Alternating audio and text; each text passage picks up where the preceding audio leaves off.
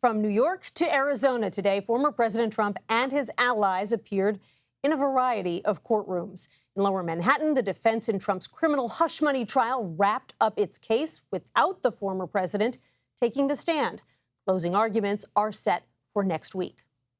Very good. I think we have a great case was put on. There is no crime. Meanwhile, about a dozen people accused of attempting to overturn former President Trump's defeat in Arizona in 2020 are being arraigned in Phoenix today.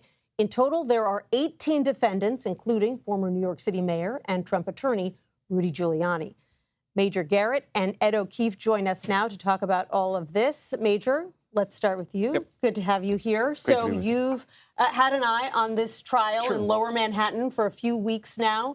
The prosecution brought forth about 20 witnesses. The defense brought forth 2. What do you make of where things stand right now?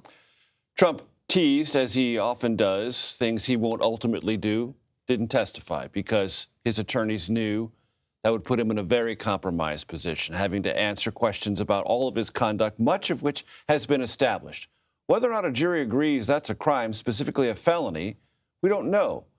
But the forensic evidence, the paper trail has been fairly well established. Not only that, the checks and the false filing of documents about the Stormy Daniels payoff, but the idea of National Enquirer catching and killing stories for the political benefit of one individual, Donald Trump. All that's been fairly established. Will the jury think that this is so egregious, conduct so terrible, that the only remedy is to convict a former president and send that former president to jail? I think that's always, Nancy, been an incredibly high bar for any set of Americans, even as the president maligns New Yorkers who he thinks are inclined to indict him and then convict him just because. I don't think that's true. I think it's a high bar, and I'm not saying it's going to happen or not going to happen, but even with an evidentiary case as solid as the one the prosecutors have laid before the jury, it's very much an open question. The case could go to the jury as soon as next week. Ed, in Arizona, where you are right now, former New York City Mayor Rudy Giuliani pleaded not guilty to charges related to this alleged fake elector scheme. So what exactly are prosecutors alleging happened here?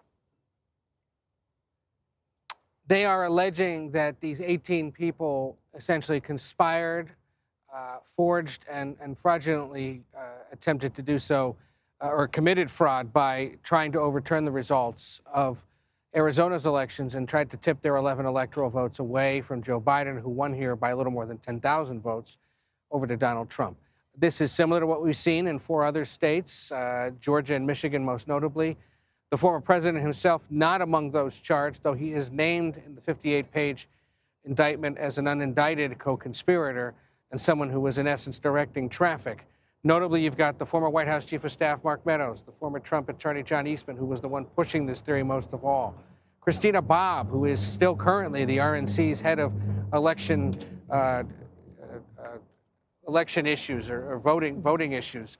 And then Kelly Ward, the state party chairwoman, former state party chairwoman, and her husband. But most notably, and the one we were all waiting for today, was the former mayor, who phoned it in, as did a handful of other defendants, seemingly saying, look, I was only subpoenaed last Friday night, didn't have a chance to get an attorney quite yet. I think this is all part of the ongoing attempt to discredit Donald Trump, and in essence was trying to discredit the process by making a mockery of it in his virtual appearance. Prosecutors said, though, look, we've been trying since late April when he was first indicted to serve him his subpoena. We went to his house in his office in New York. They wouldn't let us in. They finally found him outside and after his birthday party in Florida last Friday night, where he was finally served. And he was instructed today, you've got to pay a $10,000 bond. You've got 30 days to show up here in Arizona to be processed in person by the Maricopa County Sheriff's Office. And we'll see you in court over the course of the summer into October, when this trial is now set to begin.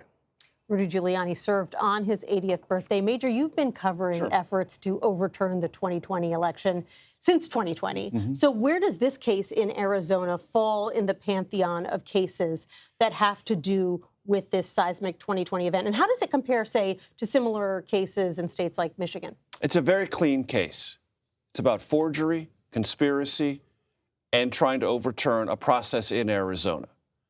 And yes, we use the word allege because that's what prosecutors do. They allege. But there's no dispute that fake electors were created, that lawsuits were filed to contest the election, they were thrown out or lost, and the defendants in this case refused to accept the results.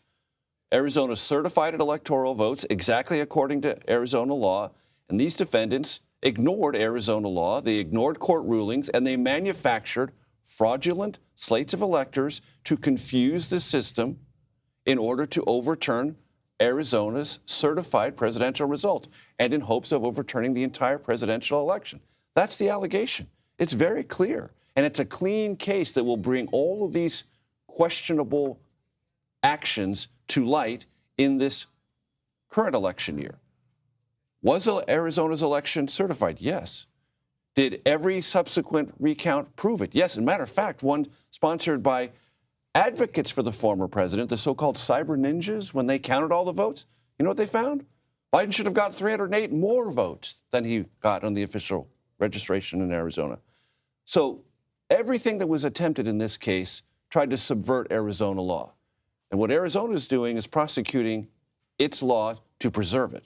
Right. Not Donald Trump. It's to preserve Arizona's law. So every future election can be conducted under the rules and properly. That's what this case is about. Send a message, don't try this again. I want to ask you about something else that got a lot of headlines, which is a video that was posted on Donald Trump's social media account, which included printed references to a, quote, unified Reich, a word obviously associated with Nazi Germany now. The video has since been taken down. The Trump team says it was posted by a junior staffer who didn't know, didn't see the reference. But, things like this have happened before. This is not happening in a vacuum. It is not happening in a vacuum, Nancy. And you cannot put this in the category of coincidence. There is rhetoric that the former president reads off a teleprompter that is rooted in the rhetoric of the Third Reich, of Nazi Germany. This is a reference to the First Reich, the 1890 Germany. Was anyone in America, Nancy, pining to be Germany in 1890? No, we were trying to be Americans, doing American things. Any reference along these lines is so coincidentally or non-coincidentally related to something that is sulfurous in American politics, that has a distinctly negative, murderous history. And Trump loves to play in that space for one reason and one reason only. It antagonizes the left, terrifies the left, and inspires some of his supporters. The one great thing that Trump misses in that is that potential swing voters look at this probably more aghast than anything else. And he's playing with fire and always has been. You talked about the fact that he has a history of comments like this. Let's listen to some of those comments right now. When they let, I think the real number is 15, 16 million people into our country, when they do that, we got a lot of work to do. They're poisoning the blood of our country. That's what they've done. We pledge to you that we will root out the communists, Marxists, fascists, and the radical left thugs that live like vermin within the confines of our country.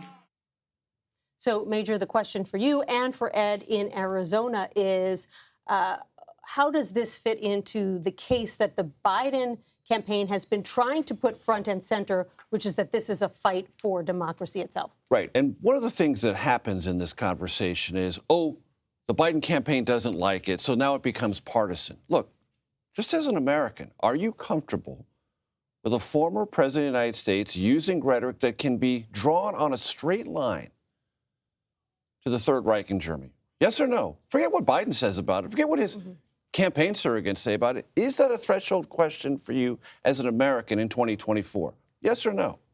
That's it. And that's part of this election. It's not the entire part of this election, but I don't think it needs a lot of pushing or prodding. What the Biden campaign fears is if they don't push it, we won't see it. Hey, we saw it. Yeah. Everyone sees it. And lots of people will come to their own conclusions about it. Ed, this is Mana to the Biden campaign. Look, the timing on this, it couldn't be better, because as the trial wraps up and the former president sort of steps out of the controlled environment of a gag-ordered courtroom, the hope or the expectation, perhaps, among Democrats in the president's reelection campaign is that more of this is going to happen. And it will begin to remind those that maybe are steering off in the direction of supporting the former president. Oh, yeah, he has done and said a lot of this stuff over the last several years. This is why we didn't reelect him. This is why we shouldn't reelect him again. So the fact that the White House, the Biden campaign itself, the vice president, the second gentleman, all jumped on this as quickly as they did in the last 24 hours is a sign that they will continue to do so in order to once again sow doubts and concern and opposition to him in the minds of voters across the country, A, who may have been thinking about supporting him, or B, were thinking of sitting home and avoiding engagement in this election. The Biden campaign trying to say you have to. So we'll see. But certainly, the swift reaction is a sign of things to come. And to your point, Ed, a short time ago, the president, speaking at a fundraiser in Boston, said that Donald Trump uses Hitler's language, not America's.